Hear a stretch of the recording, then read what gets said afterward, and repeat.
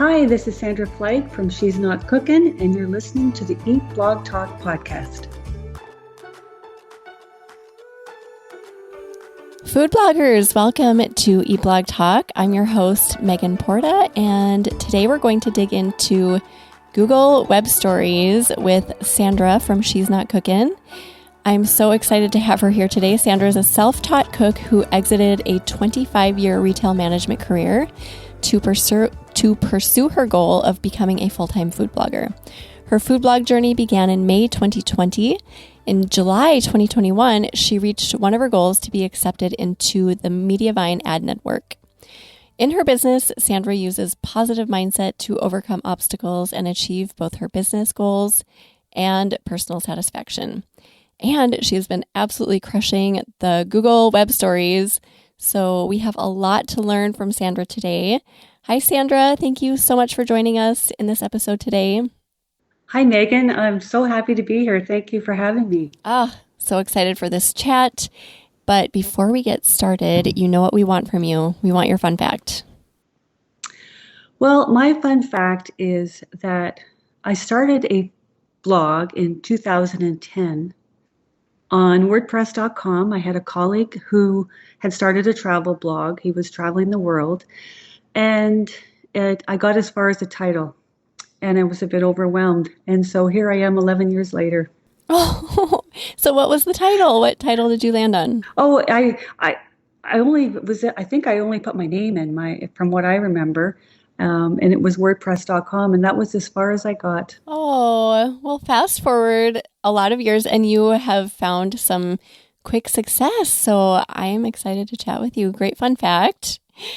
Okay, so Google Web Stories. I feel like there are so many avenues we could discuss today because I love your positive mindset and how you use that to overcome obstacles. We've chatted a little bit about that outside of this interview and just like manifesting good things and welcoming good things and all of that. But today we're going to focus on Google Web Stories.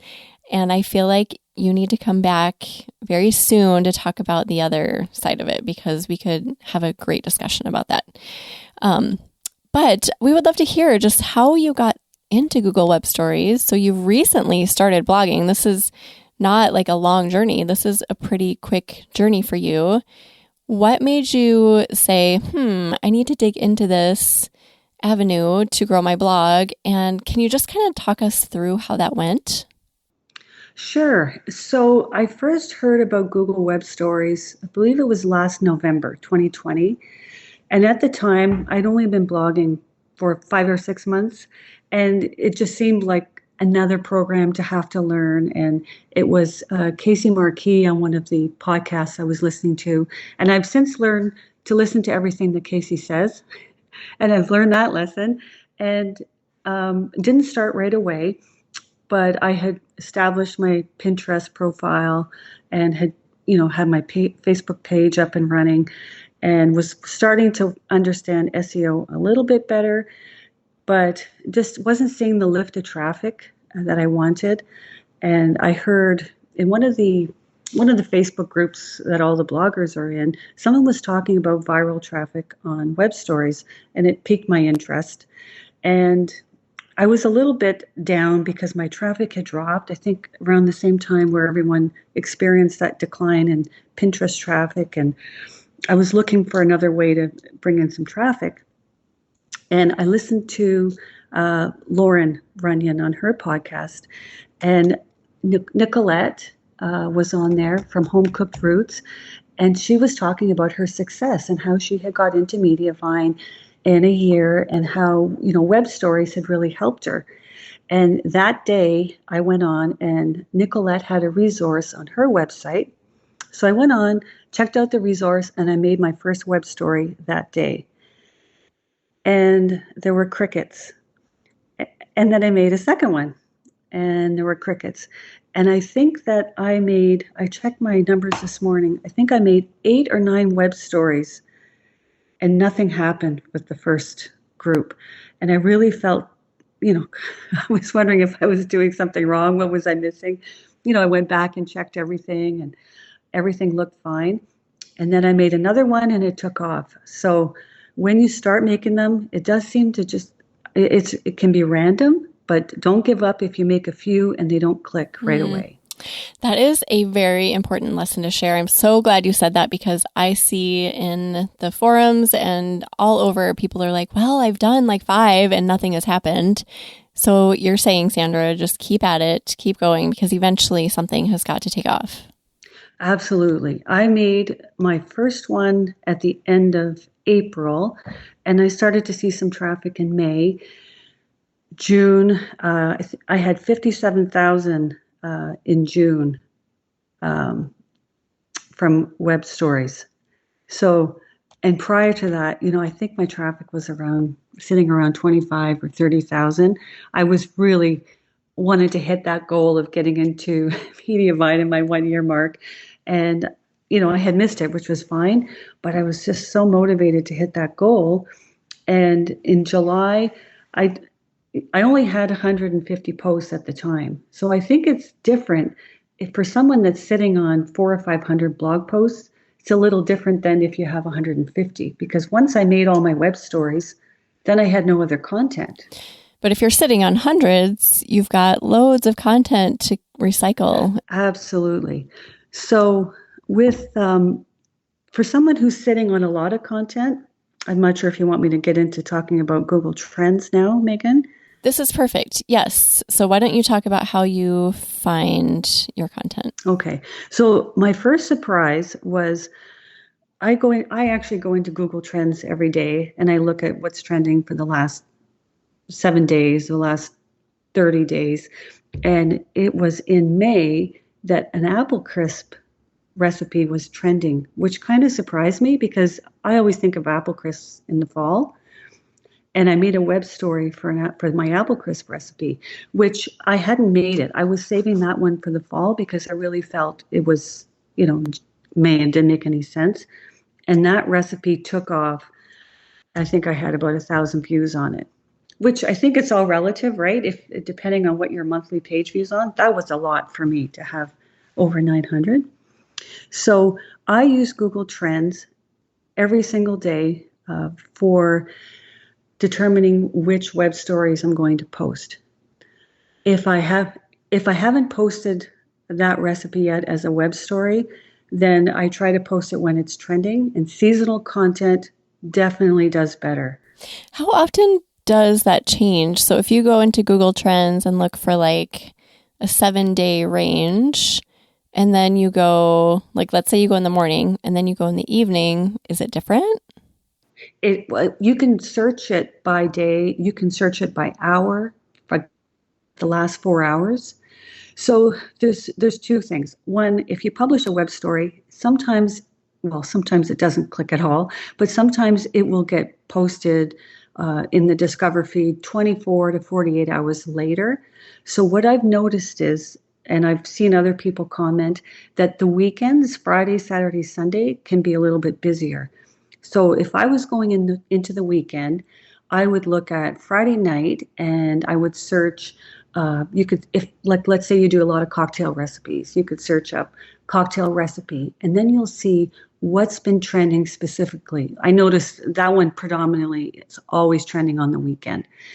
So if something's trending, then you can take that cocktail recipe and you can just enter that specifically. Then you'll get a list of which cocktail recipes.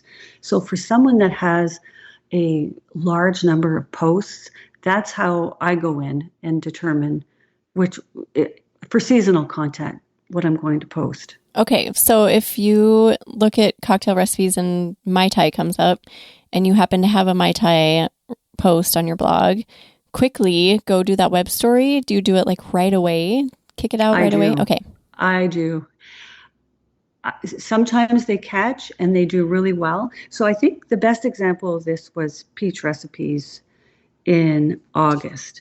So I had a peach cobbler recipe that had a few thousand views, and I actually created content purposely because of that web story doing well. And I ended up making a peach crisp and a peach cobbler pound cake. And some of them I put on three times with three different titles, and at times all three of them were being shown at the same time.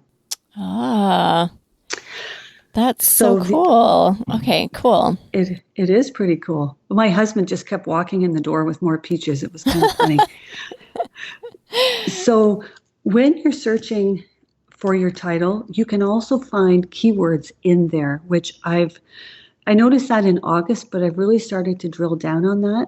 So if I was posting an apple crisp recipe this weekend and I search that in the trends search, it will tell you specifically what people are calling it. So it might be best apple crisp recipe or apple crisp recipe without oats.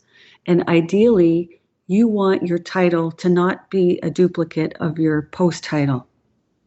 And I did do that at the start. When I started making them, I would just call it the same title. So you could go apple crisp recipe, easy apple crisp recipe. So you need to change up your images a little and change up your text. But otherwise, I duplicate the one that I've already created, change a few things up, and I republish it.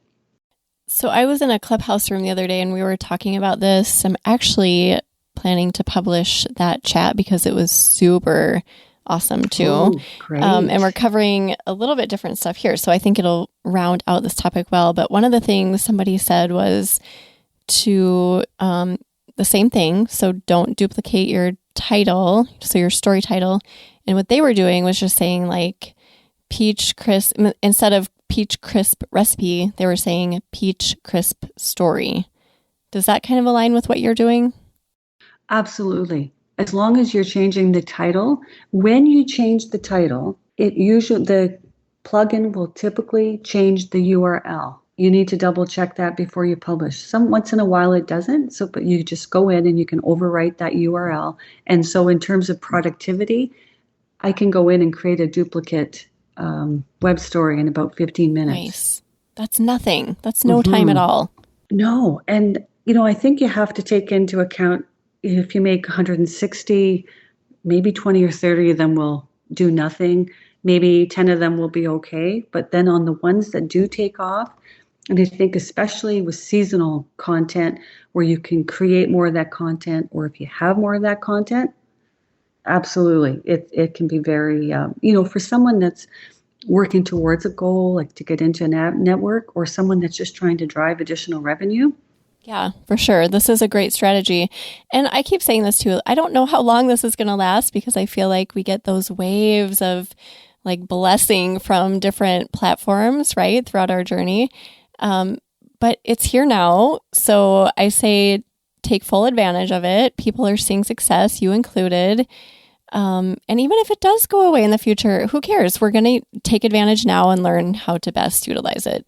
So seeing what those trends are, what is seasonal, go on to Google Trends. Google Trends is a great resource. What about Pinterest trends? Actually, that's a very good point. I also look at Pinterest trends every day.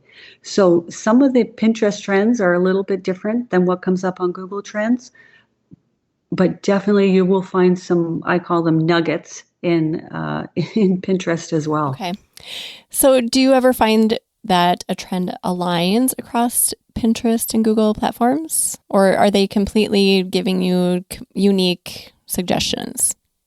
They do, but with Pinterest, it may be more of fall apple recipes. It's more of a broad trend, whereas on Google Trends, you're going to get a very specific, like, for example, meatloaf recipe was trending this past week.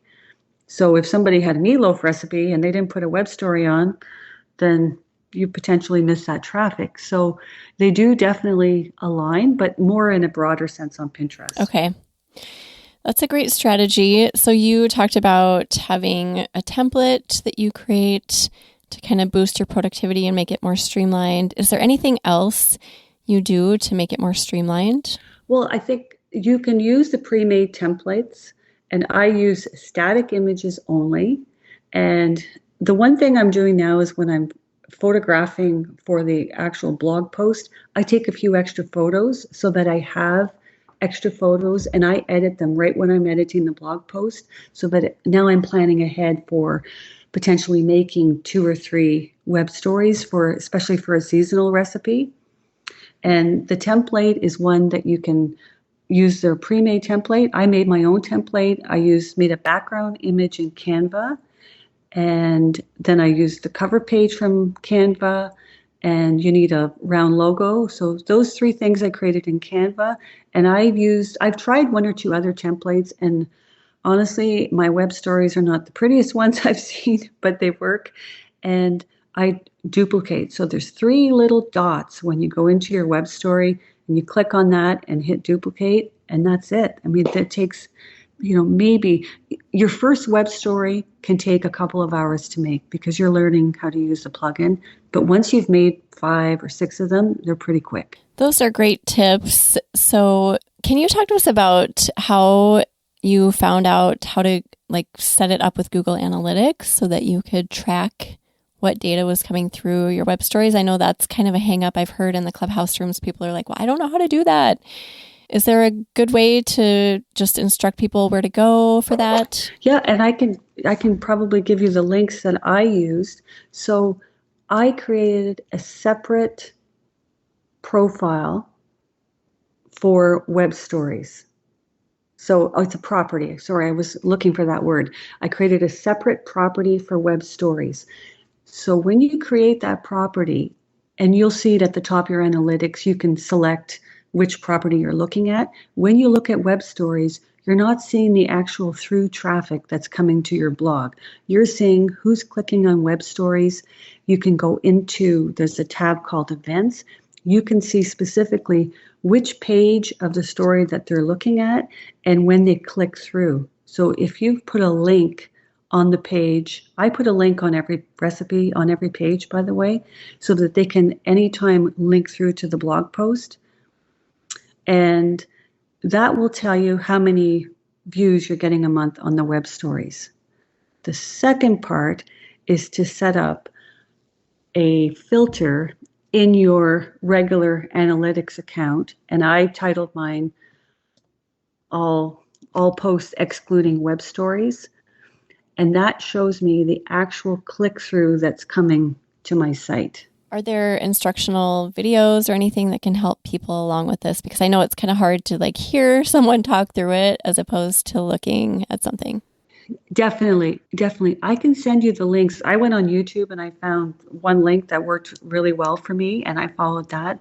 Mediavine also has good information about setting up a separate property, and AdThrive as well has had a really good article.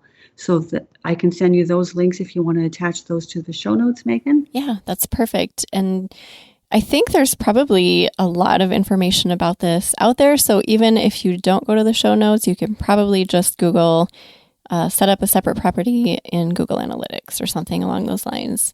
Well, I think what's really important is that if you don't set up a separate property with the filter, those 2 things, one, the property will show you specifically which web stories are getting clicks so that you know what you're doing is working. Otherwise, you don't know where that traffic is coming from. It'll show up as direct, but it could be from anywhere. Right. Yeah, it's really important that you do that because otherwise you're like, well, my traffic's up, but I'm not sure why. Right. And it can artificially inflate your traffic as well if you don't create that filter. So that is a great thing to get on so that you know you're in the loop as far as where your traffic is coming from. And we can put all of that in the show notes like we mentioned. We're going to take just a really quick break and you can hear a few words from our sponsor, which is actually Eat Blog Talk. So we'll be back in just a minute. Hey, food bloggers. Do you ever get caught up in the confusion about how in the world you are going to make money? Take the free quiz I've put together for you that is going to help you get to the bottom of this problem. Go to eatblogtalk.com/quiz to find out which stream of revenue is the next perfect one for you.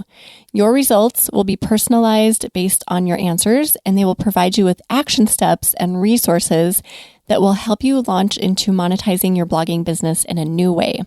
There are truly so many ways to make money as a food blogger, so don't waste another second.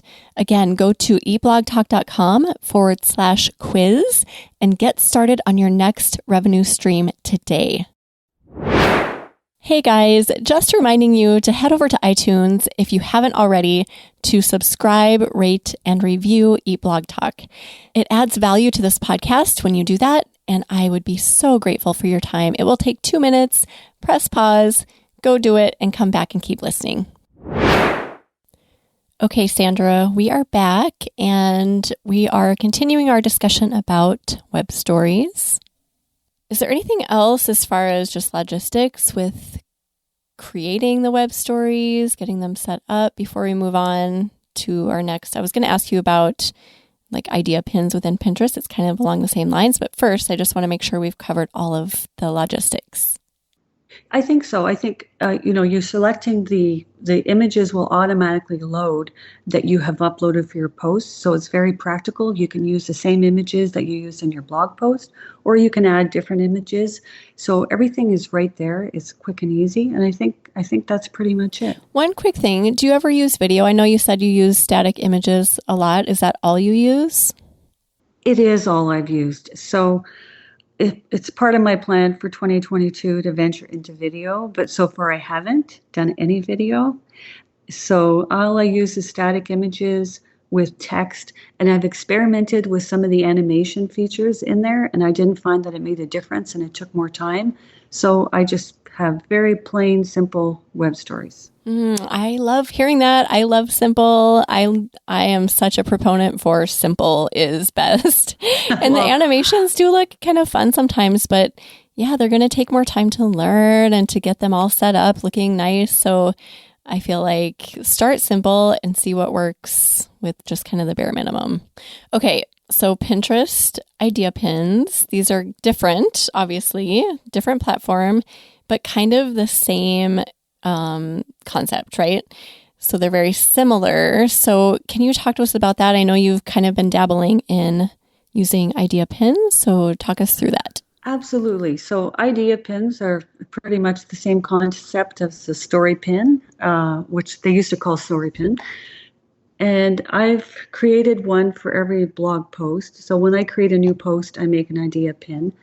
And they've really driven my followers up, and it's driving traffic to my homepage. So even though they can't click through to the link to the post, I put just a quick actionable, follow me on Pinterest for more great recipes and click on my profile. And you can go into analytics and Pinterest and see that they're actually looking and that you're creating those followers. So I've been really happy with idea pins. I know a lot of people have been frustrated with Pinterest, but it's grown my followers from 1,500 to 5,500 in the last couple of months. Okay, so you have an end card and you just say, you prompt people to follow you on Pinterest, right? Do you direct them to your website? I've experimented with a lot of different things. I've had the actual URL typed into an image, so it's burned in the image, and then I've uploaded that. I've had it in the ingredients list. So I haven't received a definitive answer about this from Pinterest, but I've heard that you're not supposed to have the URL typed in there. And I recently had one featured on the Today tab, and the URL was removed from the pin or from the idea pin. Yeah, I've heard different things said about that too. And I feel like it just evolves over time. It's like this constant evolution, like, oh, now we're supposed to do this, or now you're not supposed to do this.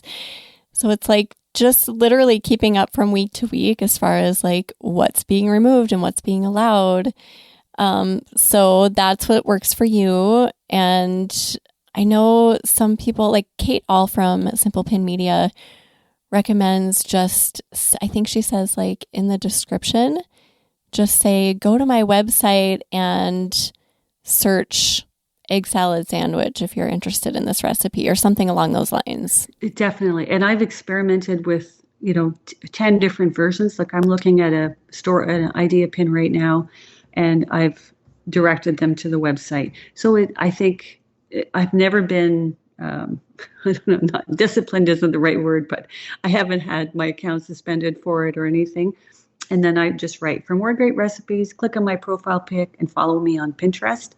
Now, at the end, when your idea pin shows up, it does show, like I see here, Sandra, she's not cooking, and it does show my profile pic there that they can, it automatically does that on every idea pin. So that takes them right to your main page of Pinterest, and I see my URL is right there. And I believe that's what people are doing. They're clicking through and then they click through to the post. And I've also noticed when I look at Google Search Console and what recipes, what the search query is, I can see I have a couple that have done really well. And I can tell people are going and typing into Google to find the recipe there as well. Oh.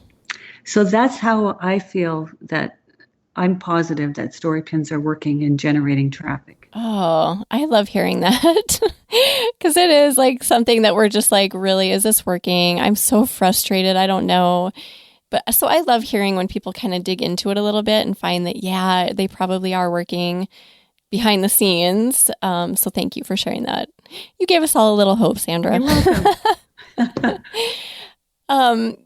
So Pinterest story pin or idea pins, sorry, I keep calling them their old version, which was story pins, but I do that too. the idea pins are kind of the same where you can add either static images or video. And I think we've dabbled on my food blog a little bit with both, but mostly do static pins. So I just think it's interesting to scroll through and see like what is working, which ones take off. Like some take off that I just do not anticipate being popular at all. Do you find this too? And then some do nothing. And I'm like, wait a second, it's apples, apple jam. Come on, people.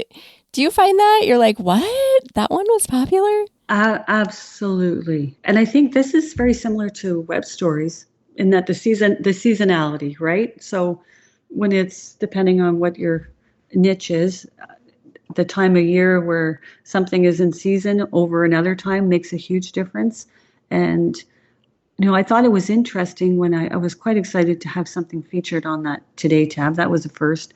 And when I looked at, is it really generating enough traffic, and you can see that you get profile visits. And so I think that they're worth the time. And I think most of us are not seeing a lot of clicks generated from static pins. I mean, I still make a few. I don't know about you, Megan. I make a couple for each pin, but definitely, and they're so connected. So for productivity, what I do is I publish the blog post.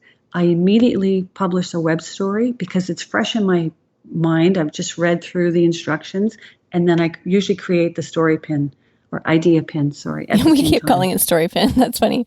It's like once something is set in your brain, it just kind of sticks there. It's so hard for me to call it idea pin for some reason.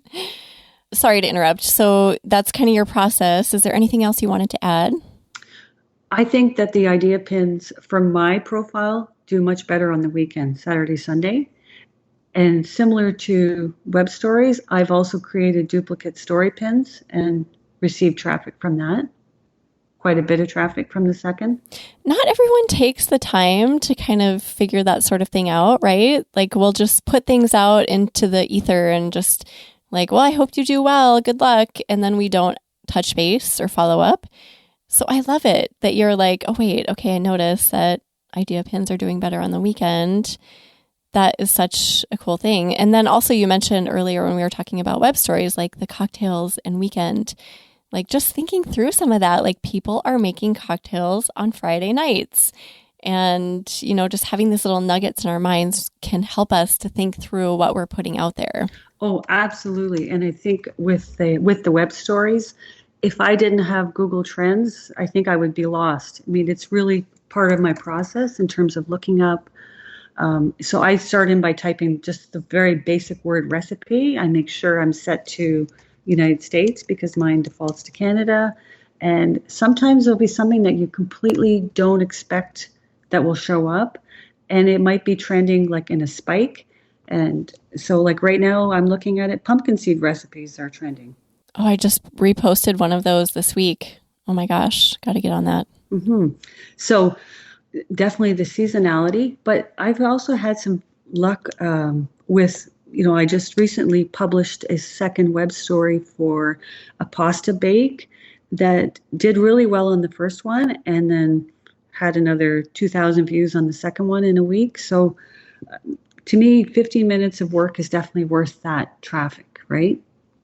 Oh, And absolutely. chili Yes, recipes. Megan, you have all kinds of chili I recipes, right? do. I That's do. trending. Yeah, I see that up here. I'm looking at it right now just for the last, so I just did like past 4 hours just out of curiosity. Chili recipe is here. If you've got a grape jelly recipe Absolutely. and easy beef stew, really like a lot of comfort foods right now are coming up. Cabbage soup and Swedish meatball. Chicken noodle soup. Oh, I do have that and crock pot chili. Oh my gosh. Okay. I'm excited. I want to get on this today. Well, so also, if you're looking at Google Trends, the way that they word it, so sometimes it might be a title that you haven't thought of or that it's not part of your keyword strategy. I name it exactly the same as in the search, and that has really worked for me. So I'm sticking with that right now. So you take the query that pops up and you use that to title your web story. Definitely. So if like we can see that this morning meatloaf recipe is on that list if you just type in the word recipe. And then if you go back up to the search and type in meatloaf recipe specifically, it will bring up again, um, Italian meatloaf recipe, stuffed meatloaf recipe. So then you can really get granular. And I have had some luck posting where if I pick a term that's really specific, sometimes the web story will take off within a couple of hours. This is gold. This is so great. I don't know about you, but I can get lost in Google Trends. I find it so fascinating. It's like this fortune teller and historical biography all at once, right? Because you get all the history, but then you get like, here's what's coming in the next little bit. It's just super fascinating to me. It is. I love Google Trends. We have talked about idea pins and how that is kind of the same along the same lines. You've given us so much great stuff about how to dig into Google Trends and ways to just think through web stories, create a template, make it part of your system. That's what else I was going to ask you. Let's say you create a new recipe today for crockpot chili. Let's say you post it tomorrow. Do you just automatically post your idea pin and your web story right in line with that? I'm getting a little slower on my idea pins on Pinterest, but I would say the best practice would be to do it right away because it's so easy to do it as soon as you've done that post. And the web story, I typically do the same day. Now, I will say that, since the kids went back to school, I think everyone's noticed. Have you noticed a shift with the traffic? September's been a little different. Yeah. How is it different for you? I'm curious. Well, it just feels like it's slower and it feels like I mean, even personally, like my kids went back to school, they had been remote learning for the year last year. And it's just that shift. And you're not really in your normal, oh, let me go check out for new recipes on Pinterest or looking things up. So it just seemed to slow down a bit. And then all of a sudden you can see it starting, people are getting into the groove and they're starting to look for, the weather's a little cooler. Well, at least it is here. Yes. But and I think that it's going to start to really pick up in terms of the traffic. Like I just picture somebody going out on the weekend to the apple orchard and, they're sitting on their phone and on the Google Discover, there comes your apple recipe. And right. So it's a good time. People are out. Think about what people are actually doing and then post those recipes. I love that. Yes. Thinking in terms of like fall is here, apple season, pumpkin season. People are starting to think about Thanksgiving. I know it's a little ways out, but they're thinking about Halloween. There's so many food related things, topics, events coming up that people are thinking about now. So put yourself in their shoes and think Halloween parties. Just this morning, I was thinking, oh my gosh, I need to get costumes for our boys. They wanted to dress up this year. And so people are thinking through all of that. Oh, absolutely. And that Halloween costumes are already trending on Pinterest. I noticed that the other day. So I have one more thing I just thought of, Megan, that for my upcoming posts, the fall, and a lot of them are seasonal, but I've looked at the past 5 year data as well in Google Trends and really looking at strategically dropping those web stories when they spike the most, right? Like if I look at something like pumpkin loaf, for the most part, we know when they start to trend up. And I think, I'm more drilled down on that because I'm in Canada and, we start thinking pumpkin, like as soon as the kids go back to school, it's pumpkins, right? We start thinking like about pumpkins right away. Whereas I noticed, right, the US traffic is a little bit more geared towards US Thanksgiving. So really knowing when that spike is going to happen. And so maybe you publish your first, like I'm planning out now when I publish web story 1, 2, and 3 based. So when I make my post, I'll post it and then I'll post another one when it's going to spike the most. And then a third one on a day, on a week where I need more traffic. We kind of touched on this earlier, but we're looking backward. I love the 5-year trend thing. And we're also looking like where we're standing right now and then trying to look ahead a little bit. Sometimes when I'm having conversations, I'm like, oh, what a great idea. And then I completely lose it. So write that one down, everyone. I just see this as an opportunity to really take advantage of this new thing, this new way of getting traffic. And like we said earlier, it might not last. I don't know, but it is here. Add it into your daily routine, your weekly routine, the way that you move through your process of creating a recipe and getting your content out into the world. And it's just a no-brainer, right, Sandra? Like, get started with it. It is.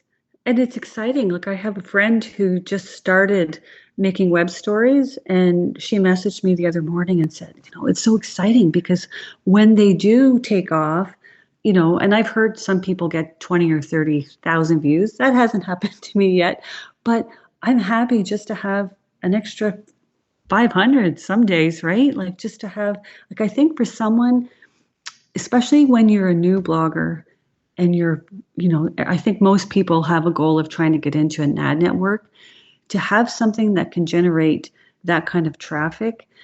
And the other thing I noticed is my subscriber count goes way up from web stories. Like, I think, it was kind of really sad. My number, I think I was at 55 or 60 signups for my email.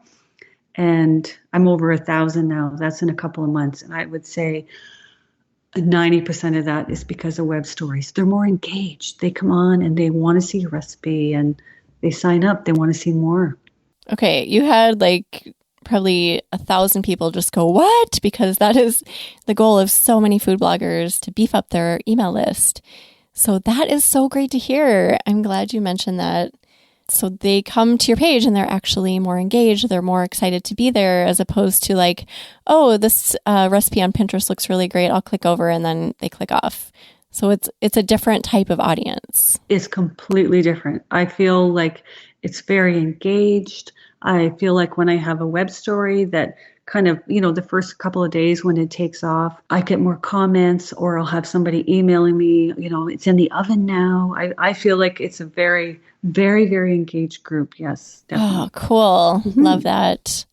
This has been so enlightening. I am just so grateful that you're sharing all of your expertise with us, Sandra. And by the way, congrats on growing so fast and just tuning into what you needed to tune into and just taking note. I feel like you're just being really mindful, like taking a step back and looking around and seeing what's working, not just for you, but collectively, and tapping into it. And I think that is such a smart thing to do.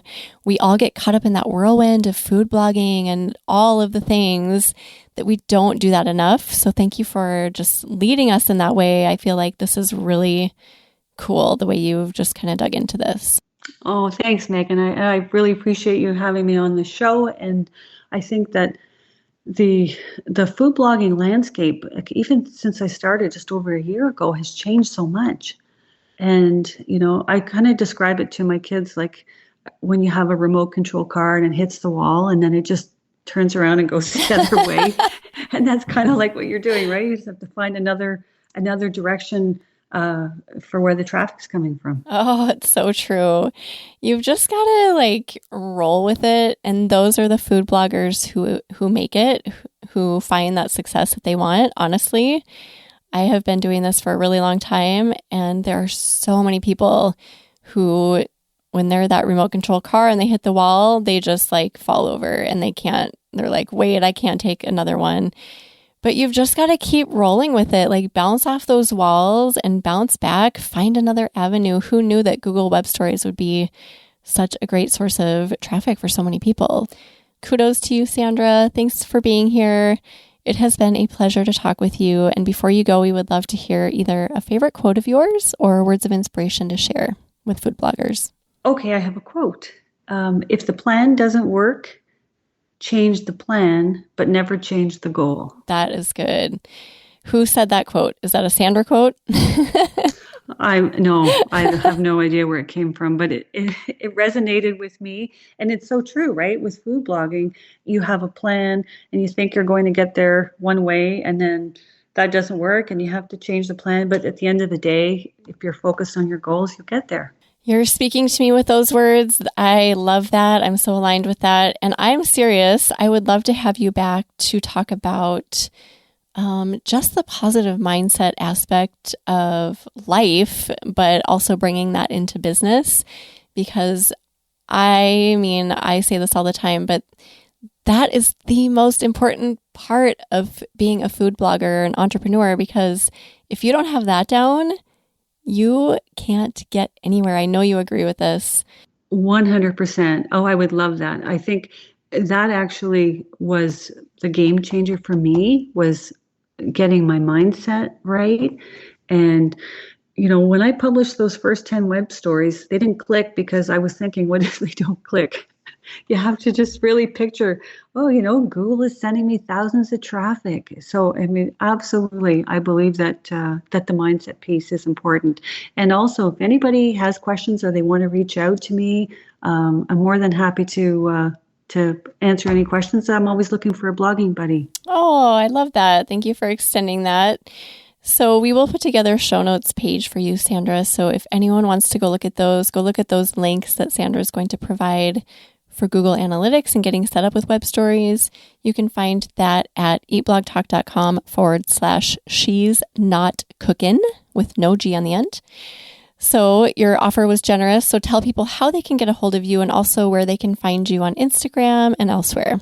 Sure. So I'm on Instagram, Facebook, on Pinterest under She's Not Cookin', and she'snotcookin.com is my website address. And yeah, you can hit me up on the contact page or DM me on Instagram. Well, thank you again, Sandra, for being here. And thank you so much for listening today, food bloggers. I will see you next time. We're glad you could join us on this episode of Eat Blog Talk. For more resources based on today's discussion, as well as show notes and an opportunity to be on a future episode of the show, be sure to head to eatblogtalk.com. If you feel that hunger for information, we'll be here to feed you on Eat Blog Talk.